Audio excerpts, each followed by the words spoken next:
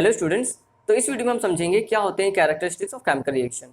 Last video में मैंने आपको बताया क्या होती है केमिकल रिएक्शन, और जब भी कोई केमिकल रिएक्शन होती है हमने डिस्कस किया कि वहां पर एटम्स का रीअरेंजमेंट हो जाता है, ओल्ड बॉन्ड रिएक्टेंट के टूट जाते हैं और प्रोडक्ट में नए बॉन्ड फॉर्म होते हैं। अब अगर कोई केमिकल रिएक्शन हो रहा है तो उसकी कोई ना कोई पहचान होगी। हमें कैसे पता चलेगा कि इसकी वहां पर कोई केमिकल रिएक्शन हो रहा है? तो कुछ कैरेक्टरिस्टिक्स होंगे, आज हमें उसी को डिस्कस करना है। ठीक है, तो क्या क्या कैरेक्टरिस्टिक्स हो सकते हैं देखते हैं। सबसे पहले तो यहाँ पर हम लिखेंगे पहला characteristic evolution of gas. Evolution of gas मतलब ये हो सकता है कि अगर कोई केमिकल रिएक्शन हो तो वहां पर कोई ना कोई गैस इवॉल्व हो, ये हो सकता है। और क्या हो सकता है, वहां पर कोई प्रेसिपिटेट फॉर्म हो जाए, प्रेसिपिटेट फॉर्मेशन, प्रेसिपिटेट फॉर्मेशन हो सकता है। अब प्रेसिपिटेट क्या होता है अगर आपको नहीं पता है तो मैं अभी थोड़ी देर में समझा दूंगा। पीपीटी, इसे हम पीपीटी भी बोलते हैं शॉर्ट फॉर्म में, PPT, precipitate formation, PPT formation.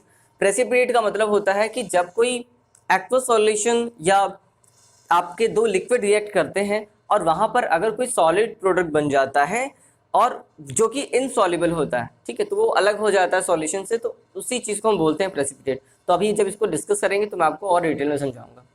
Third point क्या हो सकता है, state change, state change. Okay, fourth क्या हो सकता है, कलर चेंज, कलर चेंज। और लास्ट जो हमें पढ़ना है energy change, most important, energy change. अब एनर्जी चेंज में भी दो तरीके से एनर्जी चेंज होगी, यहीं पर हमें पढ़ना होगा एंडोथर्मिक और एक्सोथर्मिक।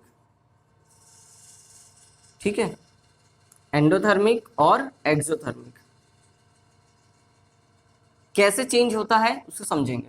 ठीक है, तो शुरू करते हैं सबसे पहले इवोल्यूशन ऑफ गैस से। तो हम देखते हैं इवोल्यूशन ऑफ गैस के एग्जांपल्स। जैसे फर्स्ट हमने पॉइंट लिखा evolution of gas, evolution of gas. ठीक है, अब देखो इवोल्यूशन ऑफ गैस के लिए आपने अपनी एनसीईआरटी बुक में देखा होगा, आपके पास एक एक्सपेरिमेंट भी है।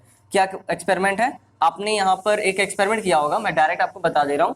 आपने जिंक ग्रैन्युल्स लिए, ठीक है, और उसमें हम थोड़ा सा एसिड डालते हैं, कोई डाइल्यूट एसिड डालते हैं। जैसे आपने H2SO4 ले लिया या डाइल्यूट HCl ले लिया, ठीक है, तो मान लेते हैं हमने डाइल्यूट H2SO4 लिया। तो यहाँ पर इस एक्सपेरिमेंट के बाद आपको क्या मिलेगा, यहाँ पर जिंक सल्फेट मिलेगा, ठीक है, और एक्वस फॉर्म में। Okay, this is also aqueous form, ये सॉलिड फॉर्म में। यहाँ पर साथ में आपको मिलती है हाइड्रोजन गैस, और ये हाइड्रोजन गैस बबल्स के फॉर्म में निकलती है, और जब हम इसको बर्न करते हैं तो पॉप साउंड के साथ बर्न होता है। ठीक है, ये एक्सपेरिमेंट आपकी एनसीईआरटी बुक में गिवन है। तो ये जो एक्सपेरिमेंट है ये कैरेक्टराइज कैसे हो रहा है, इस हाइड्रोजन गैस की वजह से हो रहा है। तो ऐसी एक्सपेरिमेंट या ऐसे रिएक्शन जो कि कैरेक्टराइज हो गैस की वजह से, ठीक है, तो उसको हम इस इवोल्यूशन ऑफ गैस के अंदर पढ़ेंगे। तो एक रिएक्शन तो आपका ये हो गया। इसके अलावा और क्या एग्जांपल हो सकता है, एक चीज और, जैसे लैब में अगर क्वेश्चन आता है कि लैब में हाइड्रोजन गैस फॉर्म होने का क्या एक्सपेरिमेंट है या क्या रिएक्शन है, तो लैब में हम हाइड्रोजन गैस इसी रिएक्शन से बनाते हैं। ठीक है, तो ये आप लैब प्रिपरेशन मेथड भी बोल सकते हो, lab preparation method of hydrogen.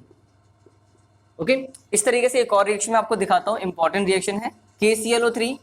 This is KClO3, potassium chlorate, KClO3 potassium chlorate. अगर हम इसे हीट करेंगे तो क्या कन्वर्ट हो जाएगा, KCl डिकम्पोज हो जाएगा। डिकम्पोज का मतलब ब्रेक हो जाएगा। ठीक है, तो यहाँ पर क्या हो जाएगा, KCl और साथ में ऑक्सीजन गैस। अभी हम बैलेंसिंग के बारे में कोई बात नहीं करेंगे। तो यहाँ पर क्या हो जाएगा, पोटेशियम क्लोरेट को आप हीट करोगे तो यहाँ से KCl और O2। और इस स्पेशल, इस जो रिएक्शन है आपकी, इसकी स्पेशल बात क्या है, जैसे यहाँ पर हम लैब में हाइड्रोजन गैस इस रिएक्शन के थ्रू प्रिपेयर करते हैं, इस रिएक्शन में जो ऑक्सीजन गैस है हम ये लेबोरेटरी में ऑक्सीजन गैस को इस रिएक्शन के थ्रू ही प्रिपेयर करते हैं। ठीक है, तो आप चाहो तो लिख भी ले सकते हो, लैब प्रिपरेशन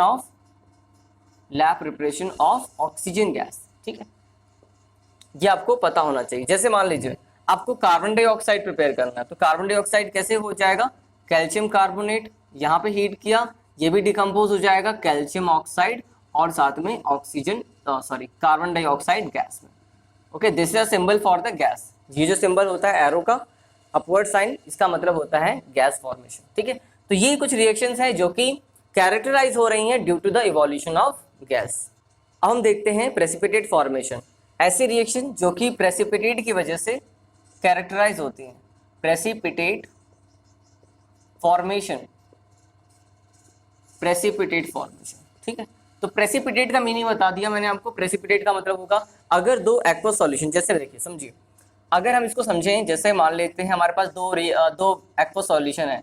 एक हमारे पास AgNO3 का सॉल्यूशन है, एक्वस सॉल्यूशन। एक्वस सॉल्यूशन का मतलब समझते हैं, मतलब आपने पानी लिया है, पानी में AgNO3 को घोल दिया है। तो एक सॉल्यूशन हमारे पास AgNO3 का है और एक सॉल्यूशन NaCl का है। NaCl तो सिंपल जो आपका सॉल्ट है, टेबल सॉल्ट घर में जो यूज करते हैं, उसका एक्वस सॉल्यूशन, मतलब पानी में ऐसे मिला दिया। अब इन दोनों को मैंने क्या किया, मिक्स कर दिया, ठीक है। जैसे मान लेते हैं एक में मैंने यहाँ पे भरा हुआ है AgNO3, एक में मैंने भरा हुआ है क्या कर दिया, ये NaCl। अब इन दोनों को मिक्स कर दिया तो जो बनेगा, ठीक है, इनके जो मुझे जो प्रोडक्ट मिलेगा उसमें क्या होगा, आप देखोगे इसमें नीचे बॉटम पे कुछ सॉलिड पार्ट कुछ इकट्ठा हो जाएगा। यहाँ पे क्या हो जाएगा, सॉलिड पार्ट इकट्ठा हो जाएगा और बाकी ये ऊपर इकट्ठा हो जाएगा आपका जो एक्वस फॉर्म होगा, सॉल्यूशन होगा। इस तरीके से मैं वही चीज़ आपको दिखा रहा हूँ यहाँ पर। तो AgNO3 NaCl यहाँ पर क्या हो जाएगा, आयन एक्सचेंज हो जाएंगे, ठीक है। यहाँ पर क्या हो जाएगा, आपका बनेगा AgCl, साथ में बनेगा NaNO3, ठीक है, सोडियम नाइट्रेट। और ये जो AgCl है ये आपका व्हाइट पीपीटी के फॉर्म में नीचे बैठ जाएगा। व्हाइट पीपीटी मतलब व्हाइट प्रेसिपिटेट के फॉर्म में ऐसे बॉटम में बैठ जाएगा। इसे ही बोलते हैं पीपीटी या प्रेसिपिटेट, ठीक है। तो इस रिएक्शन में हमारा पीपीटी क्या है, AgCl। और इसका सिंबल कैसे है, रिप्रेजेंटेशन कैसे होता है, इसको हम ऐसे डाउन सिंबल से इसे रिप्रेजेंट करते हैं, okay. And this is aqueous form. Aqueous का मतलब ये तो पूरा सॉल्यूशन में है। यहाँ पर क्या मिलेगा आपको, यहाँ पर आपको सोडियम नाइट्रेट का फॉर्मूला मिलेगा, ठीक है। और पीपीटी के फॉर्म में क्या मिला आपको, AgCl, ठीक है। ये रिएक्शन तो कैसे कैरेक्टराइज हुई, ये रिएक्शन कैसे पता चला कि केमिकल रिएक्शन हुआ, ड्यू टू दिस पीपीटी। समझ में आई बात। अब इसके अलावा एक और रिएक्शन मैं आपको दिखाता हूँ पीपीटी का, ठीक है। ये आपके एडिशनल था। जैसे मान लीजिए मैंने लेड नाइट्रेट लिया, PbNO3 whole twice. This is the formula of lead nitrate, ठीक है। आपको फॉर्मूले के नाम भी पता होना चाहिए। Silver nitrate, this is sodium chloride, this is silver chloride and this is sodium nitrate, okay. ये क्या मैंने बोला, लेड नाइट्रेट। तो लेड नाइट्रेट अगर हम रिएक्ट करेंगे इसे सोडियम आयोडाइड या पोटेशियम आयोडाइड, कोई भी ले सकते हैं, मैंने पोटेशियम आयोडाइड ले लिया, Ki ले लिया, ठीक है, पोटेशियम आयोडाइड। तो यहाँ पे क्या होगा, ये भी एक्वस फॉर्म, ये भी एक्वस फॉर्म, मतलब इसको भी मैंने सॉल्यूशन फॉर्म में लिया है, इसको भी मैंने सॉल्यूशन फॉर्म में लिया है। जब इनको दोनों को मिक्स किया आपस में, ठीक है, ये NCERT में भी रिएक्शन दे रखी है, तो आपको क्या दिखेगा, लेड आयोडाइड PbI2 का येलो पीपीटी आपको फॉर्म होता हुआ दिखेगा, ठीक है। येलो पीपीटी फॉर्म हो जाएगा, ठीक है। इसको अलग कर लेते हैं, पीपीटी, ठीक है, येलो पीपीटी। समझ में आई बात। और साथ में क्या बन जाएगा, जो बचा हुआ पार्ट है वो आपका पोटेशियम नाइट्रेट KNO3, ठीक है। अभी बैलेंसिंग की बात नहीं करेंगे, अगर सोडियम लिया होता तो सोडियम नाइट्रेट बन जाता, और ये कैसा होगा, एक्वस फॉर्म में होगा। तो सेम रिएक्शन जैसे यहाँ पर आपने दो में यहाँ पे लिया हुआ है, आपने लेड नाइट्रेट, यहाँ पे लिया आपने पोटेशियम आयोडाइड, एक्वस फॉर्म में जब इनको मिक्स किया तो यहाँ पे जैसे इस वाले केस में आपको व्हाइट पीपीटी मिला था, इस वाले केस में क्या मिलेगा आपको, येलो पीपीटी मिलेगा। समझ में आई बात। एक और रिएक्शन देखें, जैसे मान लेते हैं BaCl2 एक्वस फॉर्म में, ठीक है। अगर हम इसका रिएक्शन H2SO4 से करा दें या कॉपर सल्फेट से करा दें, ठीक है, H2SO4 से करा दिया तो यहाँ पे क्या फॉर्म हो जाएगा, यहाँ पर भी आयन एक्सचेंज हो जाएगा। अच्छा, ये रिएक्शन जैसे भी हैं, ये सारी कैसी हैं, आयन एक्सचेंज, आयन क्या हो जाएंगे, एक्सचेंज हो जाएंगे। तो ये रिएक्शन आपके लिए लर्न करना भी बहुत ईजी हो जाएगा। अभी क्या होते हैं आयन एक्सचेंज, अभी बताता हूँ। जैसे देखो, पहले ये रिएक्शन कर ले फिर समझाता हूँ। जैसे BaCl2 है, यहाँ पर H2SO4 के साथ रिएक्ट हुआ, ये भी एक्वस है, ये भी डाइल्यूट H2SO4। तो यहाँ पे क्या बनेगा, यहाँ पे आपका बनेगा BaSO4, ये भी पीपीटी बन जाएगा, ठीक है। ये कैसा हो जाएगा, ये आपका व्हाइट पीपीटी। इस तरीके से बहुत सारी रिएक्शंस आप कर सकते हो। व्हाइट पीपीटी बनेगा और बाकी बचा हुआ पार्ट जो है ये यहाँ पे बन जाएगा प्लस HCl, ठीक है। बैलेंसिंग की बात अभी नहीं करेंगे, अगेन हम सेइंग। समझ में आई बात। तो ये रिएक्शंस कैसी हैं, जो कैरेक्टराइज हो रही हैं due to the precipitate formation. समझ में आई बात। अब आयन एक्सचेंज का क्या मतलब, इसको समझते हैं। जैसे इस वाले केस को देखते हैं, तो यहाँ पर ये आयन कैसे बना होगा, ये भी आयनिक कंपाउंड है, तो यहाँ पे Ag+NO3- Na+Cl- इस तरीके से होगा। लेकिन अब देखो, जैसे ही ये रिएक्शन हुआ तो इनके आयन एक्सचेंज हो गया। पहले ये प्लस इस वाले माइनस के साथ था, अब ये वाला प्लस जो है इस वाले माइनस के साथ और ये वाला प्लस इसके साथ, मतलब आयन एक्सचेंज हो गया। समझ में आ रही बात? तो Ag के साथ अब कौन सा माइनस वाला आएगा, Cl माइनस, इसके साथ कौन आ जाएगा, Na। तो देखो आप आयन एक्सचेंज हो गए। सेम यहाँ पर भी ये प्लस के फॉर्म में, ठीक है, यहाँ पे 2 प्लस होगा, Pb2 प्लस, ठीक है, और ये किस फॉर्म में होगा, NO3 minus, K plus, I minus. इस तरीके से देखो यहाँ पे Pb2 प्लस, I माइनस और यहाँ पर प्लस और माइनस। तो अल्टीमेटली हो क्या रहा है, यहाँ पर आयन एक्सचेंज हो रहा है। इस तरीके से आप रिएक्शन को लर्न भी कर सकते हो। अब हम देखते हैं थर्ड पॉइंट, कलर चेंज। ऐसी रिएक्शन जो कि कलर चेंज की वजह से कैरेक्टराइज होती है। ओके, कलर चेंज, ऐसी रिएक्शन जहां पर कलर चेंज हमें दिखाई पड़े। जैसे एक बहुत बड़ा ही सिंपल सा एग्जांपल मैं आपको देता हूँ। जैसे आपने KMnO4 देखा होगा, नहीं भी देखा है तो देख लेंगे। ये क्या है, पोटेशियम परमैंगनेट, ठीक है, बहुत ही इंपॉर्टेंट रिएजेंट है। ये बहुत अच्छा ऑक्सीडाइजिंग एजेंट है और बहुत सारी केमिकल रिएक्शन में आपको हेल्प करता है, ठीक है। तो ये क्या है, बहुत अच्छा ऑक्सीडाइजिंग एजेंट है। चाहो तो आप लिख सकते हो ऑक्सीडाइजिंग एजेंट, ठीक है, बाद में समझ में आएगा कि ऑक्सीडाइजिंग एजेंट क्या होता है, बट अभी लिख सकते हो आप ऑक्सीडाइजिंग एजेंट। ये पर्पल कलर का होता है initially, it is purple colour, इसको लिख लो, पर्पल कलर, पर्पल कलर का होता है, ठीक है, इनिशियली एक्वस फॉर्म में पर्पल कलर का होता है। अगर हम इसमें सिट्रिक एसिड मिला दें, सिट्रिक एसिड क्या होता है, एक ऑर्गेनिक एसिड होता है, ठीक है, सिट्रिक एसिड। नेक्स्ट चैप्टर हमारा है एसिड बेस सॉल्ट, तो वहां पर समझेंगे सिट्रिक एसिड ये कैसा एसिड है, ठीक है।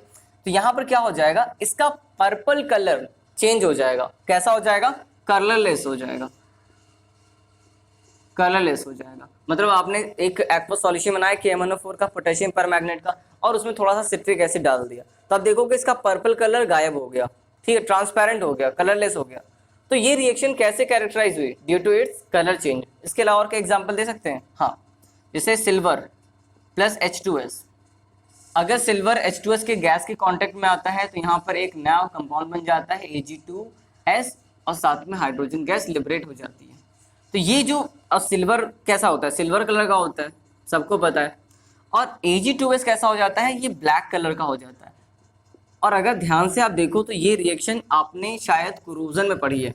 This is the reaction for the corrosion of silver.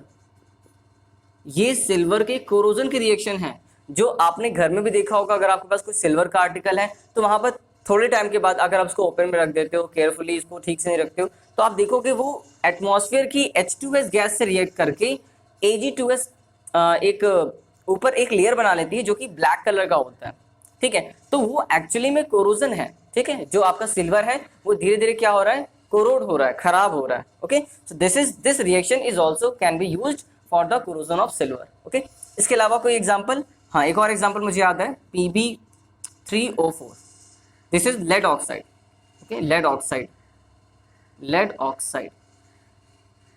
Okay, ये क्या है, हाइड्रोजन सल्फाइड, ठीक है। इस तरीके से आपको नाम भी याद रखने हैं। अगर मैं इसको हीट कर दूं क्या हो जाएगा, डिकम्पोज हो जाएगा, ठीक है। यहाँ पर बन जाएगा आपका PbO, ठीक है। और ये इसका क्या नाम है, lead monoxide, lead monoxide, lead monoxide. तो लेड मोनोऑक्साइड यहाँ पर क्या हो जाएगा, और साथ में ऑक्सीजन गैस लिबरेट हो जाएगी। तो यहाँ पर आपको कैसे पता चला ये रिएक्शन हुई या नहीं हुई, मुझे दिखेगा नहीं ना कि हाइड्रोजन ऑक्सीजन गैस लिबरेट हुई या, और ये ऑक्सीजन गैस लिबरेट हुई, ये आप पहले भी एग्जांपल यूज कर सकते थे, ऑक्सीजन गैस लिबरेट होने वाला। तो यहाँ पर क्या होगा, ये इनिशियली रेड कलर का होता है, और जब ये रिएक्शन हो जाएगा, मतलब आपने हीट किया, ऑक्सीजन गैस लिबरेट हो, तो आपको क्या दिखेगा, ये जो आपको लेड मोनोऑक्साइड है ये येलो कलर का दिखेगा।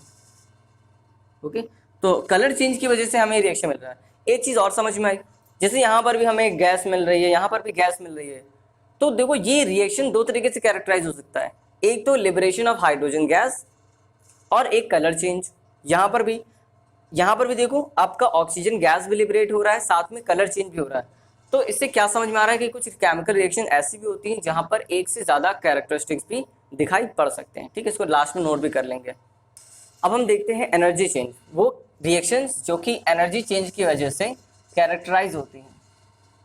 एनर्जी चेंज, और एनर्जी चेंज दो तरीके से हो सकता है, या तो वो एक्सोथर्मिक होगा, एक्सोथर्मिक, या होगा वो एंडोथर्मिक। एक्सोथर्मिक और एंडोथर्मिक का बेसिक आइडिया हमने लास्ट वीडियो में ले रखा है। हमें समझ में आता है कि एक्सोथर्मिक का क्या मतलब होता है और एंडोथर्मिक का क्या मतलब होता है। एक्सोथर्मिक वो जहां पर हीट रिलीज हो और एंडोथर्मिक वो जहां पर हीट एब्जॉर्ब हो या एनर्जी एब्जॉर्ब हो। ठीक है, जैसे देखो, जैसे अगर हम एक एग्जांपल लें, एक सिंपल सा, जैसे हमने मान लेते हैं हमारे पास कैल्शियम ऑक्साइड है, अगर हम इसको वाटर में घोलते हैं, ये इसको सिंपल लैंग्वेज में क्या बोलते हैं, चूना बोलते हैं। तो अगर आप चूने को वाटर में डिसॉल्व करोगे तो आपने देखा होगा वहां पे बबल्स फॉर्म होते हैं। ठीक है, और साथ में जो आपका सॉल्यूशन होता है वो भी हीट अप हो जाता है।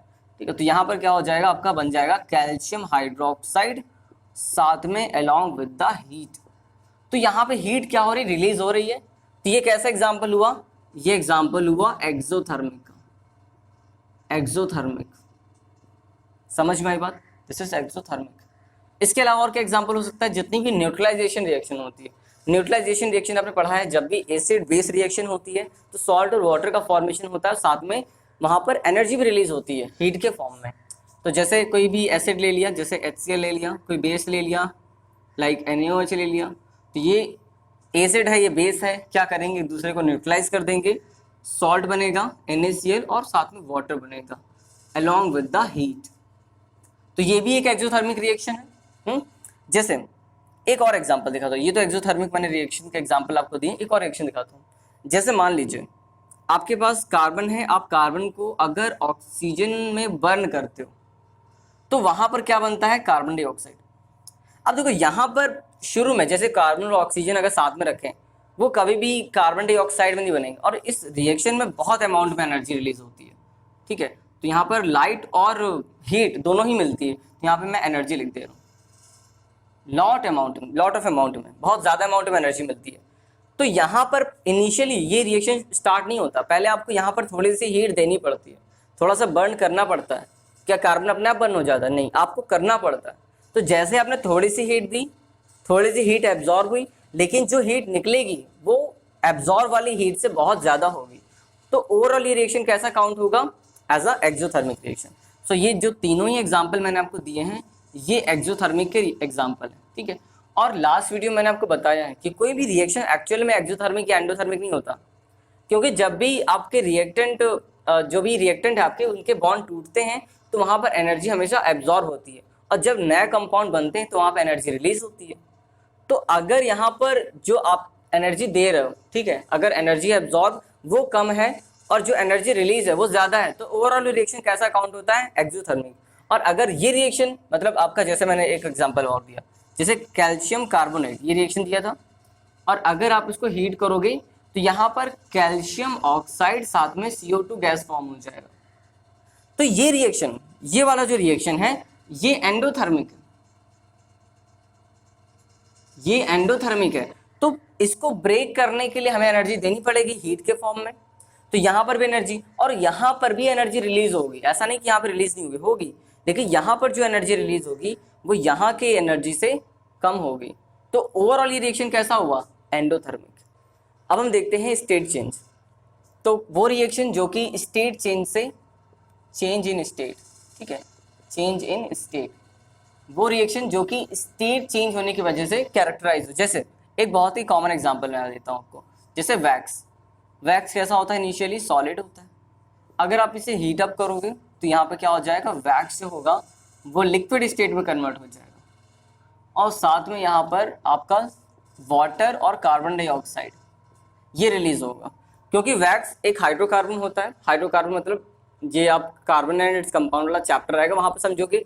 तो हाइड्रोकार्बन को जब भी हम बर्न करते हैं या हीट करते हैं, वहां से वाटर और कार्बन डाइऑक्साइड रिलीज होते हैं। ठीक है, अगर आप सफिशिएंट अमाउंट ऑक्सीजन में इसको बर्न कर रहे हो या यहाँ पे हीट अप कर रहे हो। नेक्स्ट रिएक्शन हो सकता है, जैसे हमने एक एग्जाम्पल लिया, जैसे NH3, ये गैस फॉर्म में, साथ में यहाँ पर अगर हम HCl ले लें, ये भी गैसियस फॉर्म में होता है। ठीक है, तो यहाँ पर इनकी रिएक्शन से क्या बनेगा, NH4Cl, ठीक है, which is of solid state, जो कि सॉलिड स्टेट में होता है। इसके अलावा एक रिएक्शन आपको मैंने लास्ट वीडियो में पढ़ाई थी, क्या थी वो, H2 गैस प्लस O2, ठीक है, ये भी गैस, और इनको अगर हम इलेक्ट्रिक स्पार्क देते हैं, इलेक्ट्रिक स्पार्क, ठीक है, तो ये किस में कन्वर्ट हो जाते हैं, वाटर में कन्वर्ट हो जाते हैं, विच इज लिक्विड स्टेट। ठीक है, तो there are some reaction which are characterize by the state change. ठीक है, ये सब कुछ रिएक्शंस है। और एक नोट आप यहाँ पर नोट ऐड कर सकते हो, क्या नोट है कि अब जैसे आप देख सकते हो कि बहुत सारी केमिकल रिएक्शन ऐसी हैं जहाँ पर जरूरी नहीं कि सिर्फ गैस इवॉल्व हो रही हो, वहाँ पर गैस भी हो सकता है इवॉल्व हो, साथ में कलर भी चेंज हो सकता है वहाँ पे प्रेसिपिटेट भी फॉर्मेशन हो रहा हो और वहाँ पे कलर भी चेंज हो रहा हो, जैसे जैसे लेड आयोडाइड वाला। ठीक है, वहाँ पर आपका येलो पीवीडी बन रहा था, एक्वस सॉल्यूशन तो बिल्कुल ट्रांसपेरेंट होते हैं। ठीक है, तो वहाँ पर कलर भी चेंज हो रहा है, वहाँ पर स्टेट भी चेंज हो रही है, वहाँ पर प्रेसिपिटेट भी फॉर्मेशन हो रहा है बहुत तरीके से। तो ऐसी बहुत सारी रिएक्शन होंगी, मोस्ट ऑफ द रिएक्शन होंगी जहाँ पर एक से ज़्यादा कैरेक्टरिस्टिक्स देखने को मिलती हैं। जरूरी नहीं कि सिर्फ एक ही कैरेक्टरिस्टिक दिखे, या सिर्फ इवोल्यूशन ऑफ गैस हो रहा हो, ऐसी भी रिएक्शन है, but most of the reactions में आपको एक से ज़्यादा कैरेक्टरिस्टिक देखने को मिलेंगे। तो यहाँ पे मैं वही नोट कर रहा हूँ, most of the reactions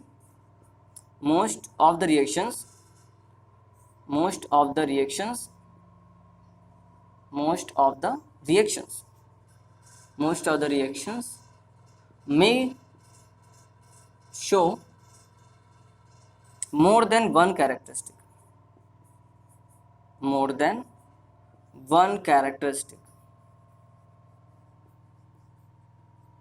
okay.